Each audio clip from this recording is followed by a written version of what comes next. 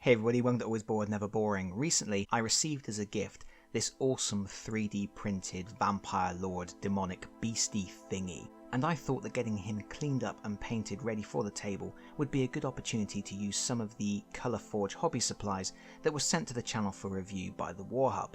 If you've never seen a 3D printed model like this before, this one has come with all of these supporting struts, so the first thing we have to do is remove all of those. The points where these struts connect to the miniatures are very fine. You can actually snap them off of the model, but when you do that, there is a risk of leaving pock marks behind, so you're better off using some side cutters to cut them all away carefully. I'm using my Citadel side cutters from Games Workshop, but any side cutters will do. You can pick them up for very little expense from hobby stores and hardware stores. So all this involves is carefully snipping away all of those supporting struts to release the miniature, or the bigature in this particular case, because it's quite a sizable piece despite only being on a 25mm base. And here we have the 4 pieces with all of the struts cut away and the separate base. And I'm left over with all of these strut things which look a little bit like Superman's Fortress of Solitude. If you play any 6mm or 8mm sci-fi tabletop games, you might be able to make use of those as terrain. And now we need to glue the miniature together. We are going to use super glue, and I'm using this thick super glue from Colourforge.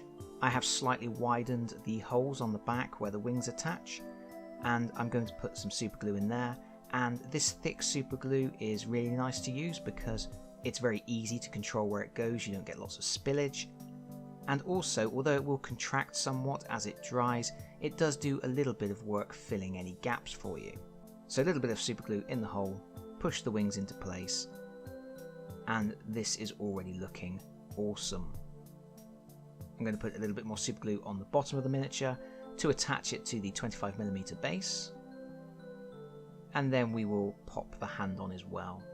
This thick super glue grips quite quickly. You only need to hold the hand in place for a few seconds once you've lined it up, and it will hold quite nicely. Of course, some people may like to drill and pin that hand on. And here he is, completely finished, ready to be spray undercoated. And normally I would use Citadel Corax White or Citadel Chaos Black, but I have this Colourforge matte black spray primer, and I'm going to give this a test run. This is the first time I've used this. Following the basic rules for using this type of spray paint, you don't want to use it in particularly cold or hot conditions or wet conditions. But if you follow the instructions on the can, you should get some nice coverage. Don't forget to shake the can before you use it. The can recommends 2 to 3 minutes of vigorous shaking in order to mix the paint thoroughly. You may want to do it for slightly longer if it's a new can or it's a can that's been sitting around for a long time, just to make sure you get the best coverage possible. And here's the miniature with the spray undercoat applied. And I have to say, this went on very nicely, and I am very happy with the coverage. It's covered really well, and it has a really nice matte finish, which is very different to the semi-gloss satin type finish that you often get with the Chaos Black spray prime. I think that looks really nice. That's going to be a good surface to work from. I'm impressed with that. And just to compare, here is Swiggity Swooty from Moonstone. He has been primed with Chaos Black. You can see there's a more significant shine to that model, and that model will need a coat of Abaddon Black before I start painting it. I don't think I'm going to need to apply any other paint to the Vampire Lord, which is fantastic. I think that's a good spray undercoat. I'm happy with that. And I'm going to cut now to having a finished painted miniature. You can see I've done a very quick tabletop job on him. I've made him purple so I can pass him off as a Vampire Lord or a Demon. And I put a bit of blood on his axe.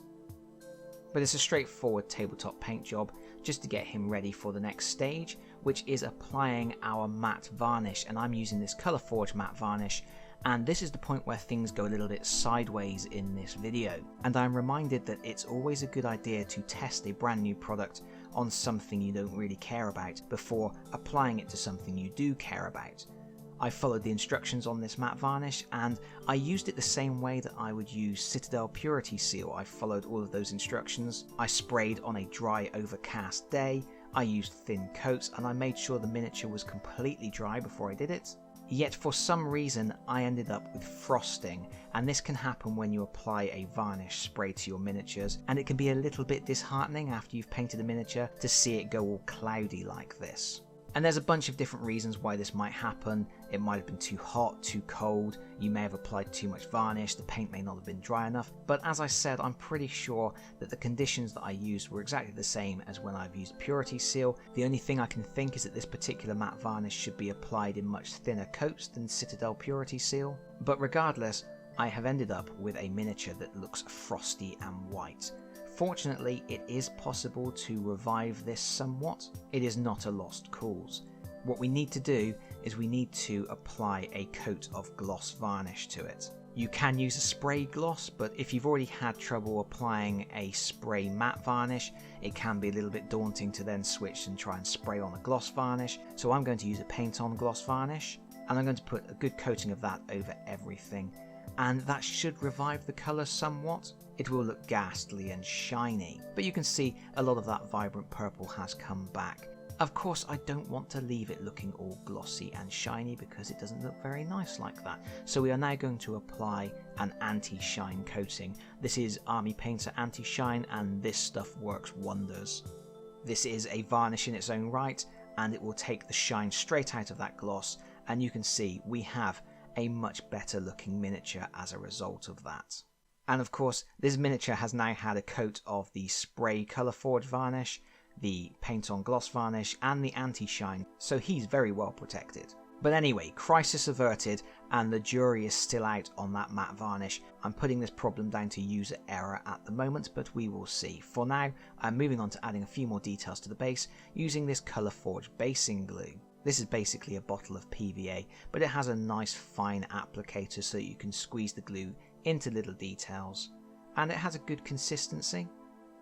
I'm just going to put a few drops around these skulls on the front of the miniature, and then a few cracks on the rocks, being careful not to apply too much, and trying to keep it on the flat of the base and not on the details of the miniature itself. Once you've done that, you can use an old paintbrush, or in my case I'm going to use a modelling tool just to push the glue around a little bit, feed it into those gaps, just to carefully apply it to the areas where we want it. And you don't want to go too heavy with this because we're going to apply some static grass, and too much static grass can look terrible. So just a few patches will do. And the static grass I'm going to use is this meadow grass from Colour Forge, which is a nice colour and it's also quite long. It's like an uncut meadow field. And you can apply this using an air puffer if you want, but I'm going to use tweezers, and I'm just dropping it onto the areas where I've glued, pushing it on, making sure I've put plenty on, and then I will leave that to dry thoroughly, shake off the excess, and here we have our finished Vampire Lord.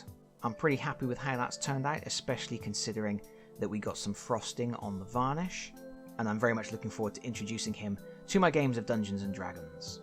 I'm also exceptionally happy with that Colour Forge matte black spray primer. I think that's a really good product and I can see myself using that again. I'm going to do some further tests with the matte varnish, but that's it for this particular video. Thank you so much for watching. If you've enjoyed the video, please consider pressing the like button. If you really enjoyed the video, please consider subscribing if you don't already do so. And hopefully, I'll see you all again very soon. Bye bye everyone. Bye bye.